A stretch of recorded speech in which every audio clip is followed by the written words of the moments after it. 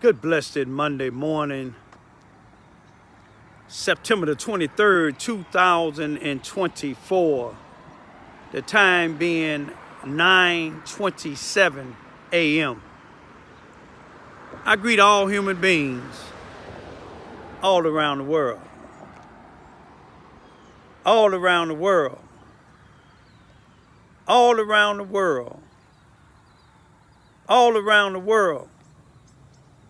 All around the world with a universal greetings of peace and the blessings of God be with you.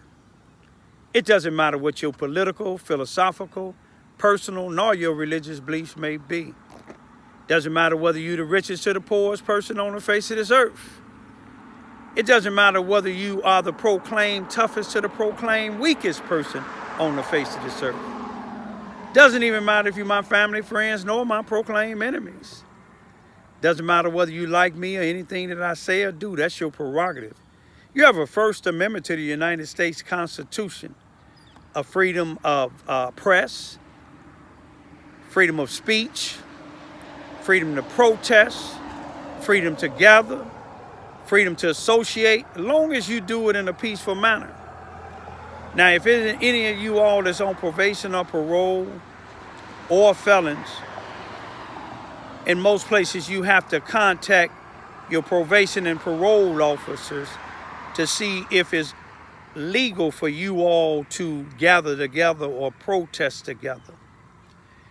Or if you're a felon, you want to check with your local law enforcement agencies and see if it's legal. Also, what I want to tell y'all, especially those of you all that stop by law enforcement officials, all law enforcement officials are not bad. Every time a white police kill a black, I don't look at all officers like that. It hurts me when they definitely, without a doubt or contradiction, see when one of their law enforcement officials is wrong. Like the one that shot and killed Sandra Maxey, shot her in the face because she was going by his order to sit a pot of water down on the floor. She called them for help.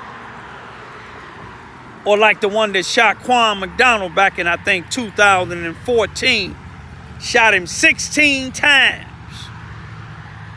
That gave every police officer that was out there when he shot that young man who had mental illness, who was running away. He had a knife. He was running away. He wasn't running. He wasn't going in no direction to be able to harm anybody. That gave every police officer out there ample enough time to tell that particular police officer, stop shooting, drop his gun. If he didn't, they had authorizations to take his life. But I want to say this here. This is what I want to talk about. We have a danger right here in Charleston, Missouri, Mississippi County. I'm an NAACP member, but I'm independent because I only found 2 NAACP members within the whole nation that really came and tried to help me. And that's a brother that's in Carbondale, Illinois. And that's a brother in Jefferson City. The brother in Jefferson City, attorney Mr. Nimrod Chappell, he's the Missouri State Conference president. But what I want to talk about is, now, we have a deputy, a Mississippi County, Missouri sheriff detective by the name of John Blakely, who have a history that should no law enforcement official on the face of this earth hire him under no circumstances. He shouldn't be able to even carry a gun. He shouldn't be able to work nowhere in security.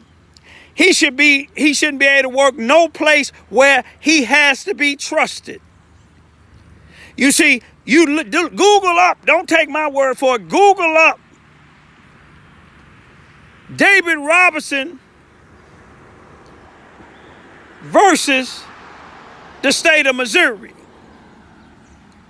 David Robertson was a brother. He admitted he didn't have a good history. But whether he got a good history or not, it doesn't matter when it comes to you putting false charges on him. I want y'all to listen to what a judge, a appellate court judge, said about John Blakely after he got false testimonies to convict an individual, a black individual, for the murder of a white female. In 18, he got life. David Robertson got life. But 18 years later, Missouri appellate court judge said John Blakely shouldn't be trusted. His testimony should be the least likely to believe. But you see, Sykes in Missouri allowed John Blakely to resign. When you let him resign, see, when they kill somebody in one place and they resign, then they can go to the next place and do the same damn thing all over again. John Blakely, y'all, is in Charleston, Missouri, Mississippi County now, setting people up. Black and white, but mainly a lot of blacks that I know, he's setting them up. If he arrests you, him or Barry Morgan, Google up Charleston, Missouri, Mississippi County Captain Barry Morgan arrested by the Illinois State Police. Google it up. Then ask yourself, how is he working at the Charleston, Missouri, Mississippi County Sheriff Department like John Blakely? How is they working there? Because they up under Brent Farrow,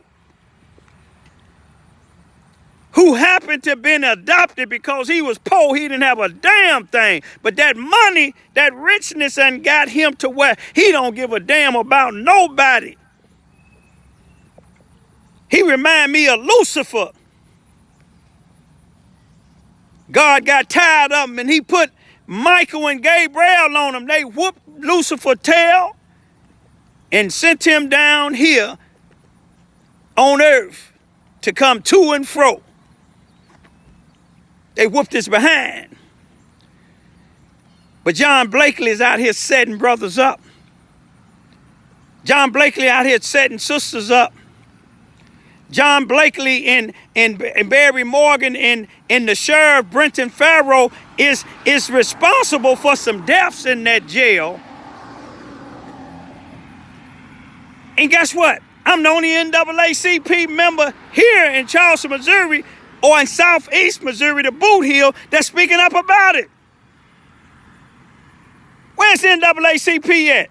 They working hand in hand with Brenton Farrow. You don't see none of these NAACP leaders, you don't see them have Harris washed in their yards. Lester Gillespie got Mike Kehoe, one of Trump's endorsements for governor. But let me just leave with this here. Watch this videos real close. You see John Blakely, when you Google it up, when they show the judge, when the judge said what they said about him, he's not to be trusted. See, he had a clean face. He didn't have no hair on his face. Had his hair, like wet, like Fonz. But now I got an updated picture of him this year, maybe a month ago, coming into the Charleston, Missouri, Mississippi County 33rd Circuit Court. Look what he looked like. He got a bunch of hair. He looked like a caveman. He trying to disguise himself. If he cut it off, I'll get another picture of him. But if y'all got lawyers and he done arrested y'all, have y'all lawyers look up his background. You see, when you go to court with a crime, I don't care what color you, they ask you, they want to know your background. Have you ever been arrested before? But John Blakely, when I see him, because I sit in the courtroom here in the 33rd Circuit Court, because I know how crooked it is. They asked John Blakely, How long have you been into law enforcement? He said 31 years. He ain't gonna mention Sykes in Missouri. He ain't gonna mention what a appellate court judge said about him. I don't care if he was on there 40 years. If a appellate court judge, look at that, the people blowing their horn, said, do your thing, Raymond. We got you. There's been threats on my life talking about taking me out. When they do, Charleston, Missouri will never be the same. You think about Tulsa, Oklahoma, when y'all hung that brother. You see what I'm saying? I remember what you done in Sykes, Missouri in 1942, January of 1942. My daddy was about 14, my mother was about 12. When y'all hung and burnt the body of Cleo Wright. Y'all still doing it now, but y'all just doing it secretly. Then you got people like Lester Gillespie, Rodney Jones, and these NAACP people here. Don't even speak up. But I'm going to go for right now, y'all. Let's also pray today. They having court hearings for Marcellus Khalifa Williams, who's set to be executed tomorrow, September the 24th, 2024, in the state of Missouri. Today can give him a chance, and today could be the last day he be alive here on earth. Let's pray that judge ruled that his constitutional rights was violated in picking this jury and any other things that them lawyers is going up against. You see, I'm protesting with the people in St. Louis and Jefferson City and the people with the national chapter of the NAACP. But Lester Gillespie, Rodney Jones, and the rest of these NAACP members here in Charleston, Missouri, they won't even speak up. You know why? Because they scared of these racist individuals that run these jails and these prisons in this town. Speak up for y'all people. Just do it in a peaceful manner. Watch these videos and pay close attention. Peace be still. In the shooting death of Sheila Box, Robinson, found guilty the following year, has always maintained his innocence. Well, now this special judge's report to the Missouri Supreme Court agrees with him. And this isn't some kind of procedural error. The judge who wrote this says David Robinson is innocent. The two key witnesses at his trial lied, and the detective behind his arrest in this report simply cannot be believed. I read this every day. I can tell you everything in there page for page. For David Robinson, this 91-page report to the Missouri Supreme Court puts a megaphone to the words he's repeated over and over again. I ain't no murderer. I ain't killed nobody. I didn't kill Sheila Box or nobody else, nor have I ever killed anyone. The state's high court called on Jefferson County Judge Darrell Missy to review everything in Robinson's case and gather new testimony. His report starts and finishes with the same assertion that Robinson is innocent. The pages in between detail an investigation that relied on questionable witnesses and no physical evidence, led by Detective John Blakely, described in here as not competent and not credible. After reading that, I felt like, wow, it's the same thing I've been saying for 17 and a half years. And it fell on deaf ears. On the night of August 5th, 2000, Sheila Box was shot as she sat in her SUV near this intersection on Sykeston's west side. Police arrested Robinson and a second man that night. They were questioned, their clothes tested for blood or gunpowder residue, and then released. But Robinson tells me he believes the focus stayed on him. It was more so that they wanted me more than they wanted anybody. And why? Why do you think they wanted you? Past history dealing with the police. Just get you off the street. Just get me off the street. According to Judge Missy's report, the only witnesses who implicated David Robinson at his murder trial were Albert Baker and Jason Richardson. Richardson testified he shared a cell with Robinson and overheard him bragging about the murder. But 3 years later, Richardson told investigators that wasn't true, and evidence shows he and Robinson were never cellmates. Judge Missy called his trial testimony profoundly unbelievable. Albert Baker, a paid informant for Sikeston police, testified he saw Robinson shoot Box. But in 2017, Baker said he lied, saying, quote, "The detectives said they would change my life." Baker got out of jail within hours of signing his statement against Robinson and received $2,500 in cash in the weeks after. I forgive him. I even forgive Blakely, because as long as I held on to hate, I couldn't move forward. Judge Missy has harsh words for Detective John Blakely, who took those statements from both Baker and Richardson. Missy says Blakely's testimony doesn't ring true, and the timing of Albert Baker's release from jail back in 2000 was no accident. Blakely denied that he didn't have nothing to do with Albert Baker getting out of jail. That was a lie. The judge called it a lie. The judge also called Blakely, quote, "the least credible witness to have testified before this court." What is credible, Judge Missy writes, are the numerous confessions given by this man, Romance Mosby. Several people testified that Mosby said he shot Sheila Box that night following a drug deal gone bad.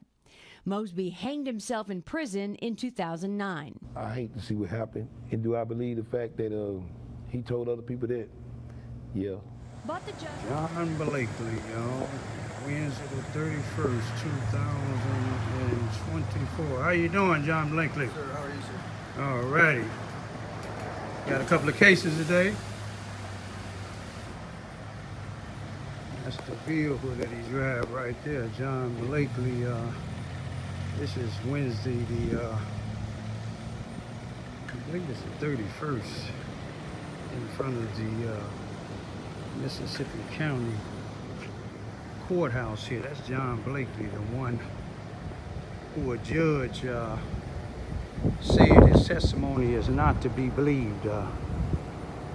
Back in 2000 and I believe 18, a case was overturned, David Robertson. I'm going to show y'all what the judge said about this man, but yet he's working for the Mississippi County Sheriff Department here in Charleston, Missouri. This is the vehicle he be driving most times. I want y'all to take a real good look at it. This man is considered a criminal, according to a appellate court judge, but yet they still let him go in the courtroom and testify on cases. Y'all take a good look at this here. I'm gonna show y'all where he work at in a minute. I'm downtown here on South Franklin and West Commercial Street, where the Charleston, Missouri, Mississippi County Sheriff Department is right across the street. This is where you got criminals working here. You got people, you got a detective by the name of John Blakely that resigned from the Sikeston, Missouri's police department when a judge overturned a case where he had a brother convicted and got life on a murder. The David Robertson case I was telling y'all about. This is what John Blakely came to. You also got a captain here by the name of Barry Morgan, still work here. He got arrested while he was working here for chasing after a truck that he had a suspect in, and he left out the truck, neglected the suspect. He went out talking to some of his buddies, bragging on it. That's what he do, boast a lot. If you look at some of my videos, you see him boasting when he tasing a guy that's unarmed, a guy that's not even resisting, a guy that's on the ground, and his boss, Brent Farrell, got the guy's arm, twisting it, saying, "I'm gonna break your arm if you don't turn over." How could he roll over when Barry Morgan is videoing tasing the man? But anyway, the man that was in the truck took off. Who wouldn't? You got a captain that's out here boasting about what he done arrested me. Took off. Went into Illinois. Barry pursued him. Got down there in Johnson County in the Vienna, Illinois area, shooting at this man. Threw his car out of his window. Illinois State Police arrested them and charged him with battery on a suspect, because when he caught the suspect, he beat him up. Then charged him with official misconduct.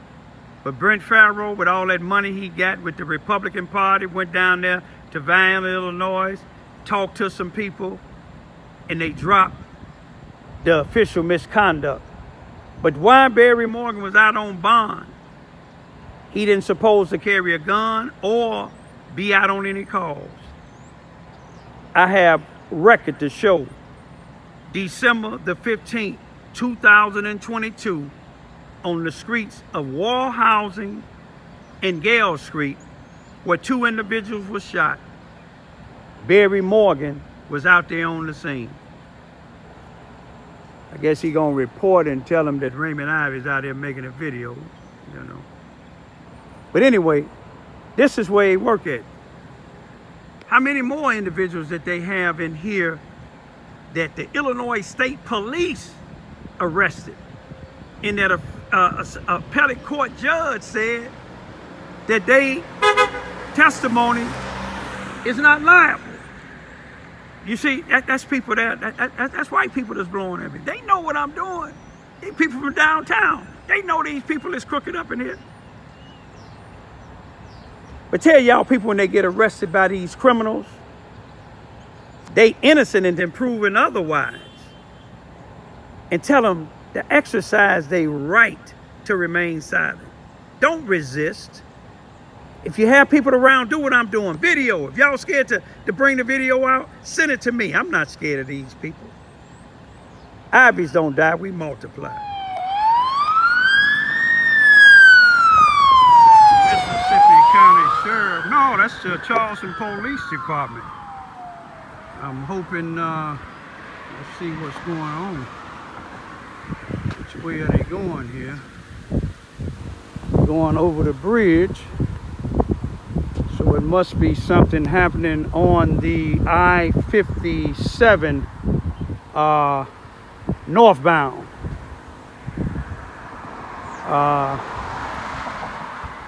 They didn't go over the viaduct, which is Boomland. Let me ride my bike down and check it out.